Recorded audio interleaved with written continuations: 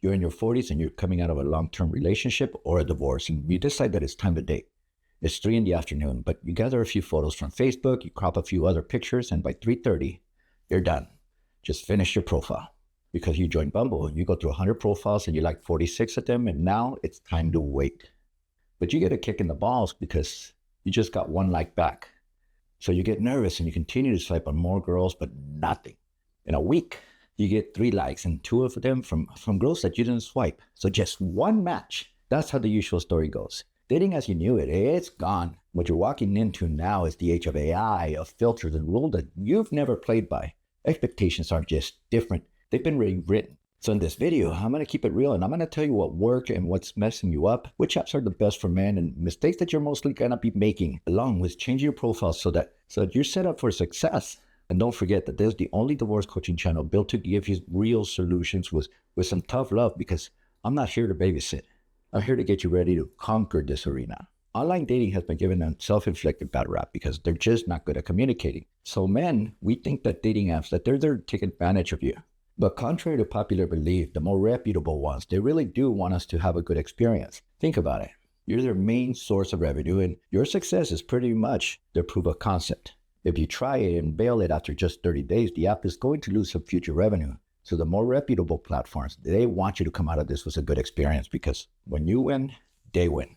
But if the app sucks and doesn't give you shit, well, sure, it's going to hurt you, but it hurts them back. OkCupid is a perfect example. They developed a reputation for having bots and low-quality women, so the customers, they took their business somewhere else, and today it's a fraction of what it used to be.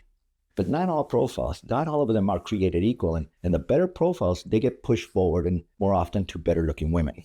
So you put mediocrity in a world where mediocrity is already the norm, and you're fucking yourself over, because the higher quality profiles, they get put ahead of the line and ahead of better quality women than your 30 minutes half-ass profile that you just created. So it's not just the women that are going to ignore you. The algorithm, it's also going to ignore you. Think of it this way. You sign up for Bumble and the app asks you if you want to boost your profile for about an hour. You pay and boom, you get in front of the line and you get put more in front of other women. That's how your paid boost works. But when you make yourself more desirable, the system, it works the same way without you having to pay anything. So better photos, a sharper bio, and a selective swiping will put you ahead naturally. Every time a woman pauses, swipes right, or replies, the algorithm is going to push you forward. That's the free version of a boost, and the difference is that you're not renting this ability, you're building it. Suppose that you start a profile and you lead with a strong picture. This was one of my first photos when I started. The app doesn't know you, so it shows you a wide mix of women. Let's say 100 of them.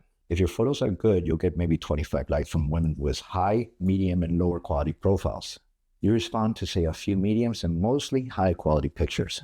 From there, the app starts learning. It sees who you're compatible with, and it keeps feeding you more of that type.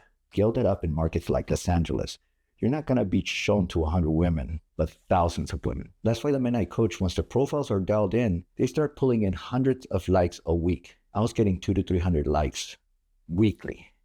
Now, suppose you put this picture instead because you want to keep it real. You get shown to the same identical 100 women. You get 5 likes from medium and low quality women. Now the apps, they look at what the women that liked you, what they had in common, and the cycle continues. But women, they swipe left on nearly 95% of the guys, which means that average doesn't cut shit, because you being an average guy, you're only going to be pulling 3 to 5 likes a week, and usually from women that you wouldn't trophy around the neighborhood, if you know what I mean. But just by putting in more effort, that the top 10% of guys, they absorb nearly 60% of the likes.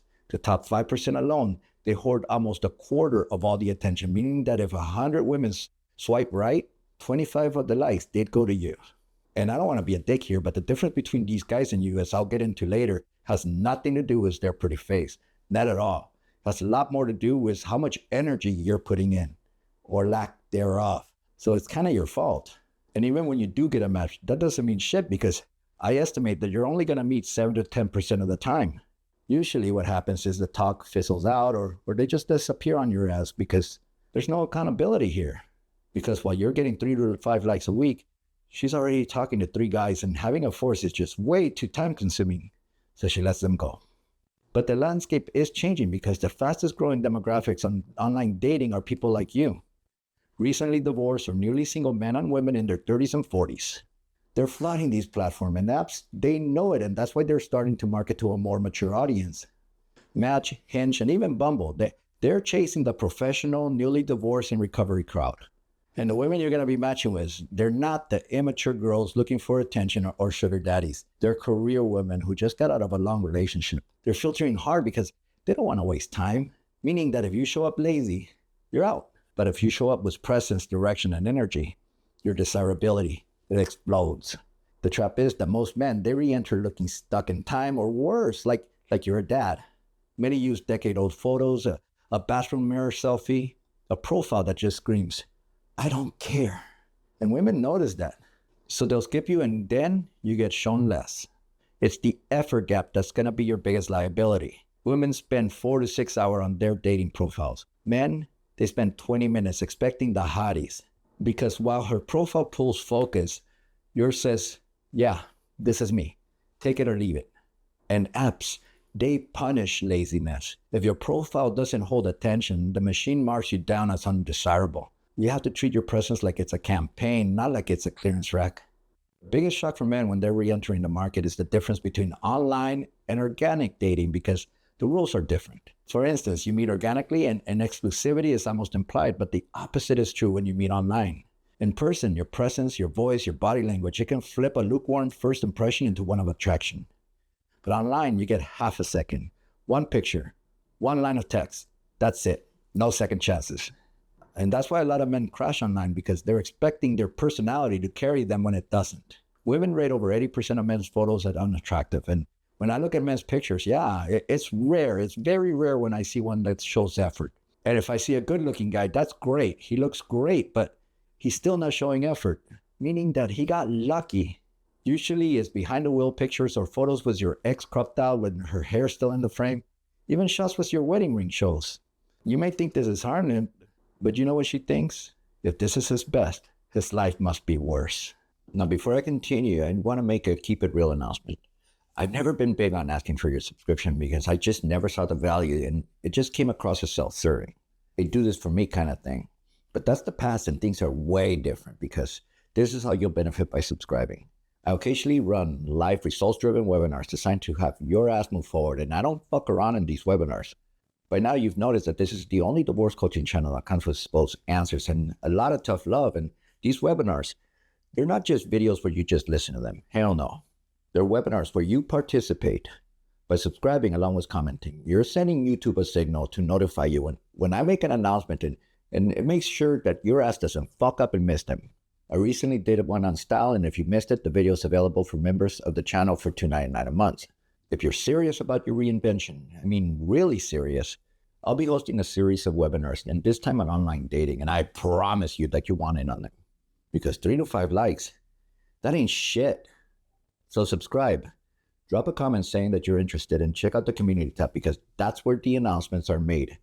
That and join our Facebook group. This is a series of videos on online dating. So make sure that you do all of the above and schedule a consult. You need one. You just don't know it. Now let's continue. I guess what I'm asking is, if a girl swiped no on your online dating profile picture, do you blame her? Let me know in the comment section.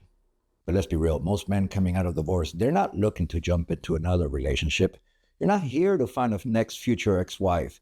You're testing the waters, relearning the game, you're finding your options and rebuilding some of that well-deserved confidence before deciding what to actually want. And that's where strategy matters because you'll have some success just going on alone, but you're not shooting for just success. That's mediocrity. You should be. You need to be shooting for excellence. You're shooting for the motherfucking stars, not the moon. So when you choose pictures, make them about you and have them say something subtle about your personality. This one says professional picture, nothing else, not hot, just professional. The one I used earlier, this one says I pay attention to detail. This one says I'm a badass. You want to show skin? Go ahead, but don't make it obnoxious. Subtleness is going to have to be key here. Now I'm going to show you 2 pictures. This one says I'm in really good shape with 10% body fat and I'm showing it off. I'm just about as subtle as when my sweetheart gets in the mood. On the other hand, this next one says I'm in good shape. I'm 14% body fat and it just comes naturally. She wants to click yes. She just doesn't know it. If your profile sucks, it's not because you're ugly. Well, for a few of you maybe, but it's more likely because you just didn't do your homework. You put little to no effort and You're doing yourself a disservice here. How many of you have boosted only to be disappointed when it's done? That's a clear sign that you need to improve your pictures. Fix the basics. Your outfit, they need to represent high value. If you're over 30, and chances are that you are, wear a suit. You'll triple your likes. Get a tripod. Get one from Amazon. I like this one, and you can get it in the description section of this video. Learn to both take and edit pictures. Once you've done that, upgrades like Boost actually multiply your results because you're amplifying something. You're not just getting seen more often, but you're actually capturing more percent of the likes, and that's going to bring up your score. If you want to learn more about how to take pictures, then you definitely want to join some of my webinars and continue watching future videos, because I'm very specific on just about everything, from time of day to what to wear, to how to wear it, to how to pose, to even the angle of your chin. So you want to join us? Comment if you're interested. And one thing that you don't know because you just can't know yet is how fucking good for the soul a consult is. You need a coach. You need to get your life back. You just don't know it yet. The link is in the comment section.